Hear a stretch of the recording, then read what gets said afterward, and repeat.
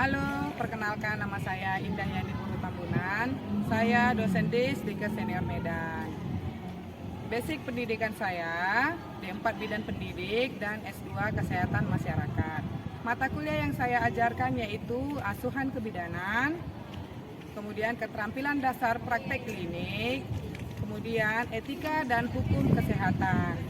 Mata kuliah yang saya ajarkan sejalan dan selaras dengan penelitian dan pengabdian kepada masyarakat yang saya lakukan setiap tahunnya.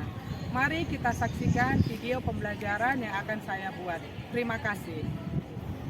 Selamat pagi semua. Pagi, Bu. Oke, kita sekarang masuk ke personal hygiene, yaitu pertemuan kita yang keempat.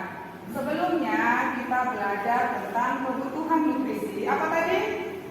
Kebutuhan nutrisi. Terus personal hygiene. Apa? Sekarang seksual. Oke, itu yang sebelumnya kita pelajari. Kemudian kita masuk ke pertemuan keempat, yaitu personal hygiene. Apa itu personal hygiene? Ini dia. Personal hygiene merupakan suatu tindakan memelihara kebersihan diri secara fisik maupun secara psikis. Oke.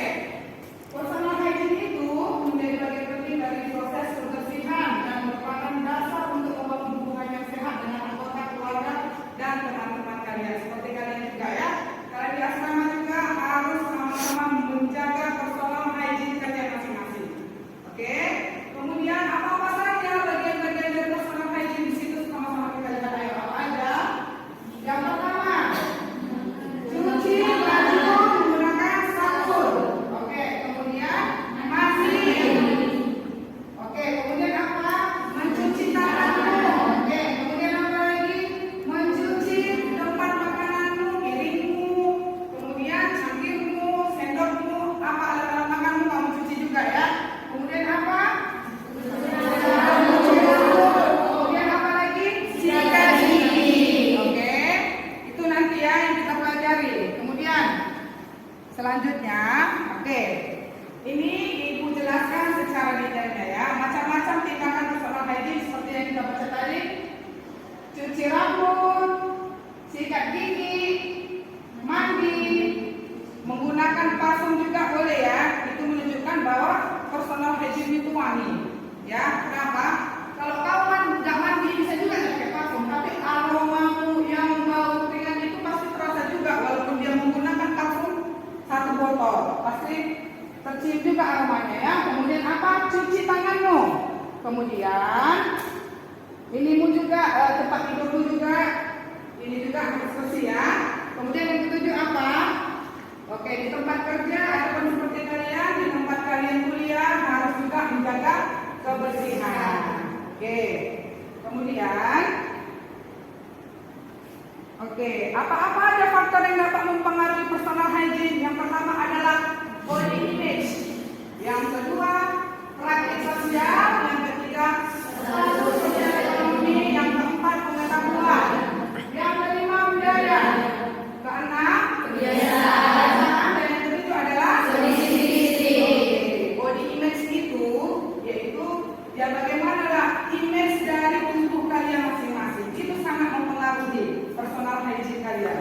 Coba lah kalian perhatikan sekarang, kalian bisa menilai gimana body image ibu ini.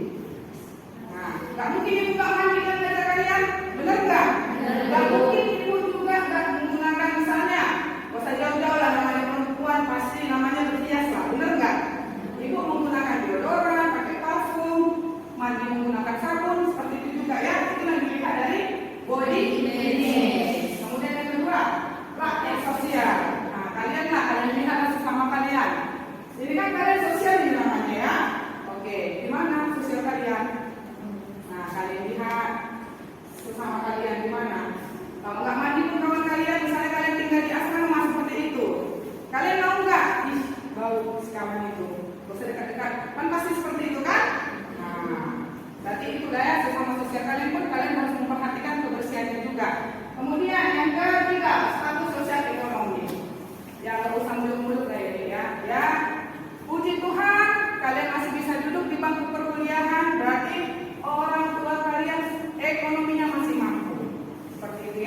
kalian lihat di pinggir jalan 1 kali sehari belum tentu dia mandi, makan. Gimana lagi dia harus kayak mana ya? Mandi menggunakan sabun yang wangi-wangi seperti kalian lah. Sabunnya apa aja pasti beda-beda kan dari sabun kalian. Ada yang pakai sabun cair, ada yang pakai sabun apa lagi? Bunga tahan. Itulah kalau yang status ekonominya rendah tak mungkin kan menggunakan yang seperti itu. Ya kalau misalnya dia menggunakan sabun untuk cuci pakaian, kalau kita di Sumatera kan ada namanya sabun batang ya. Nah kalau yang di jauh-jauh sana mereka menggunakan namanya sabun colek. Gitu ya. Itulah kalau memang status sosial ekonominya rendah, berarti dia kan tidak bisa membersihkan dirinya. Oke. Kemudian pengetahuannya, ya kayak kalian lah, pasti sudah berbeda lagi. Kalau kita yang berpendidikan dengan yang tidak berpendidikan, pengetahuannya pasti lebih tinggi lah kalian, kan? Biasanya juga sudah berbeda. Bukan kita membeda-bedakan pengetahuan seseorang, ya kan? Tetapi setidaknya orang yang berkuliah itu jauh lebih tinggi pengetahuannya, karena sudah banyak riset yang dilakukan. Kalau pengetahuan itu ada hubungannya dengan apa kalian ya, pendidikannya. Oke, kemudian dari budaya, misalnya kalau kayak di luar negeri di Eropa ataupun di luar negeri sana lah, orang bule-bule, kalau kata kita orang bule, mereka itu jarang mandi, bisa 3 hari 1 kali baru mandi. Kenapa? Budaya mereka seperti itu. Mereka hanya cuci muka, sikat gigi, kemudian membersihkan area genitalianya saja. Tetapi mereka tidak mandi. Kenapa? Karena di sana suhunya itu sangat rendah. Berbeda dengan cuaca tropis seperti kita di Indonesia. Kita itu cuaca kita panas, makanya kita bisa mandi paling sedikit berapa? 2 kali kan? Kadang kalau kita merasa gerah ataupun keringatan, lengket ataupun panas, kita bisa mandi 3 kali. Benar nggak? Ya. Kemudian kebiasaan. Ada juga kalau usah perempuan laki-laki kita bedakan ya. Kalau kebiasaan kita perempuan atau laki-laki ada yang malas mandi 1 hari belum tentu dia mandi. Nah itu juga karena faktor kebiasaan bisa ya. Kemudian yang terakhir kondisi fisik. Kalau kalian sehat, kalau karena kebiasaanmu berbeda lah ya karena kondisi fisiknya. Kenapa? Kalau kondisi fisiknya kurang baik, yang di rumah sakit yang terbaring, itu semua harus kita yang membersihkan ataupun pelayanan kesehatan ya. Kalau kalian yang lebih salah membersihkan diri kalian masing-masing, itulah bedanya ya. Oke, kemudian kita masuk lagi.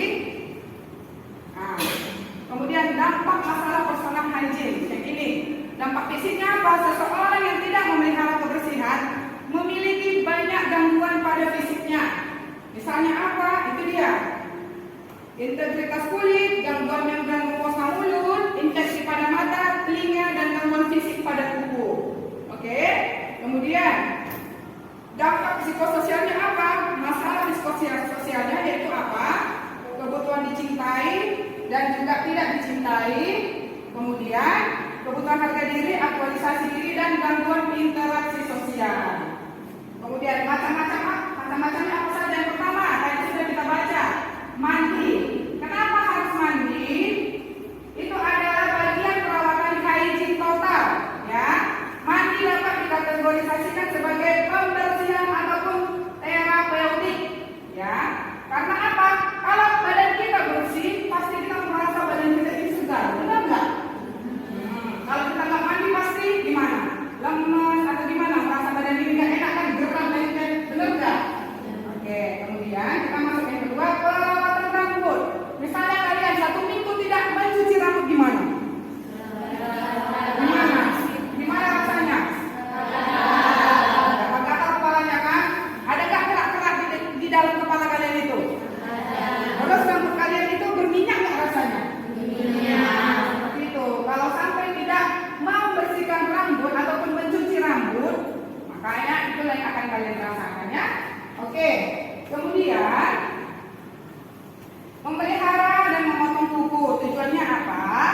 Mencegah timbulnya infeksi, mencegah kaki berbau, mengkaji ataupun memonitor masalah-masalah pada kuku kaki dan tangan.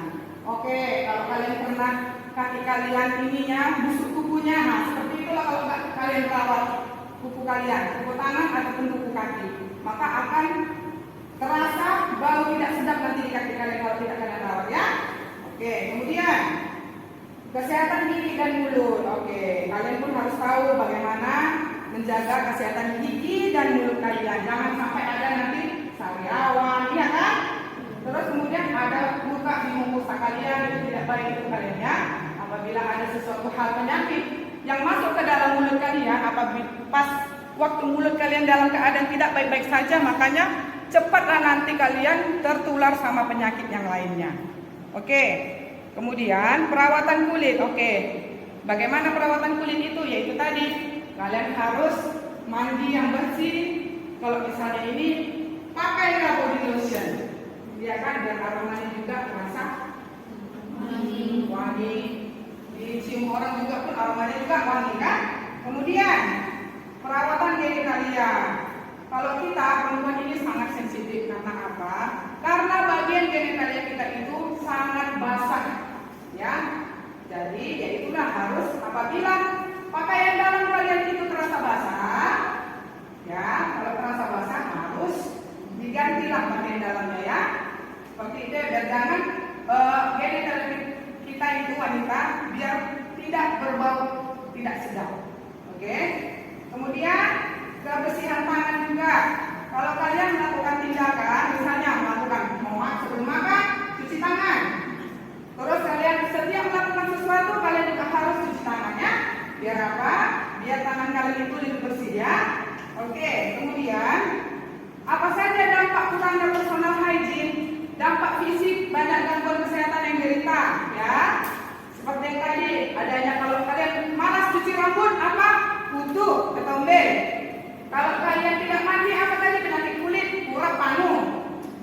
Iya kan? Kalau tidak sikat gigi, apa? Karang gigi ada. Mukosa kalian tadi yang itu juga bisa menyebabkan sariawan. Iya kan? Kemudian kalau tidak menggunting kuku, apa tadi ibu bilang? Kuku kalian bisa busuk ataupun berbau tidak sedap. Oke. Sampai di situ paham? Oke. Terima kasih. Nanti sebelum kita selesai perkuliahan, Ibu akan memberikan kuis kepada kalian. Nanti ditulis di selembar kertas nama, NIM, dan juga tingkat berapa ya. Ini nanti kuisnya, nanti tolong dikumpulkan kepada komtingnya. Oke. Sampai di sini ada pertanyaan? Ayo Ibu persilakan. Sampai di sini ada pertanyaan? Ayo, angkat tangannya yuk. Oke, silakan.